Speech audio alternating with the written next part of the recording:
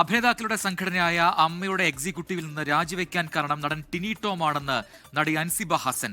തന്നെ മതതീവ്രവാദിയാക്കാൻ ടിനി ടോം നിരന്തരമായി ശ്രമം നടത്തുന്നു. തനിക്കെതിരെ അപവാദ കഥകൾ പറയുകയാണെന്നും അമ്മയിലെ ഒരു അംഗം തനിക്കെതിരെ പോലീസിൽ വ്യാജ പരാതി നൽകിയെന്നും അൻസിബ ആരോപിച്ചു. ആരോപണം തള്ളി ടിനി ടോം രംഗത്തെത്തി.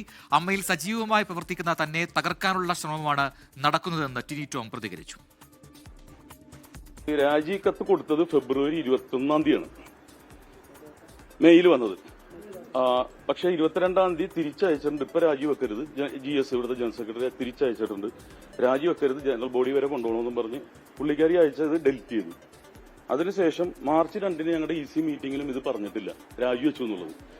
പിന്നെ മെയ് 12-നാണ് EC മീറ്റിംഗിൽ ഇങ്ങനെ രാജിവെച്ചു എന്നുള്ളൊരു കാര്യം അറിഞ്ഞല്ലോ എന്ന് പറഞ്ഞിട്ട് സ്പീക്കറിൽ ഇട്ടു.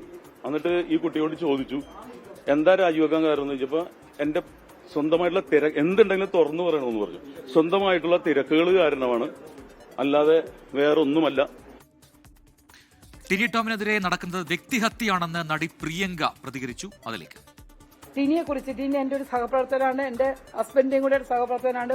ഒരുപാട് വർഷം കൊണ്ട് കണ്ടുകൊണ്ടിരിക്കുന്ന ഒരാളാണ്. ഇന്ന് വരെ ഞങ്ങൾ ലേഡീസ് എന്ന് പറഞ്ഞാൽ ഞങ്ങൾക്കെതിരെ ഒരു അംശം പോലും ടിനിയുടെ അടുത്ത് ഞങ്ങൾക്കൊരു വൃത്തികേടായിട്ടോ സംസാര രീതിയിലോ ഉണ്ടായിട്ടില്ല. പിന്നെ നമ്മൾ പ്രോഗ്രാം ഒക്കെ ചെയ്യുമ്പോൾ അങ്ങോട്ടും ഇങ്ങോട്ടൊക്കെ എല്ലാം ഉണ്ടാവും, അത് സ്വാഭാവികമായിട്ടുള്ളൊരു കാര്യമാണ്. അല്ലാതെ ഇതുപോലെ ഒരാളെ വ്യക്തിഹത്യ ചെയ്യുന്നത് തെറ്റാണ്, ഇത് ശരിയല്ല ഈ ചെയ്യുന്നത്. അതേസമയം ടിനി ടോം അമ്മയിൽ പരാതി നൽകിയിട്ടില്ലെന്ന് പ്രസിഡന്റ് ശ്വേത മേനൻ പറഞ്ഞു. നമുക്ക് കിട്ടിയത് 21 ഫെബ്രുവരി ഇത് പേഴ്സണൽ ആൻഡ് പ്രൊഫഷണൽ റീസൺ വെച്ചിട്ടാണ് അൻസിബ രാജിവെച്ചത്, അതാണ്. പക്ഷെ ആ മെയിൽ ഇവിടുന്ന് ഡിലീറ്റ് ആയിട്ടുണ്ടായിരുന്നു. പക്ഷെ 22-ന് ജനറൽ സെക്രട്ടറി എന്താ പറയുക ജനറൽ ബോഡി വരെ മാറി മറ്റേ റെസിഗ്നേഷൻ കൊടുക്കരുത്, മറ്റേ അക്സെപ്റ്റ് ചെയ്യില്ല എന്ന് പറഞ്ഞിട്ടാണ് നമ്മളത് മാറ്റിവെച്ചത്.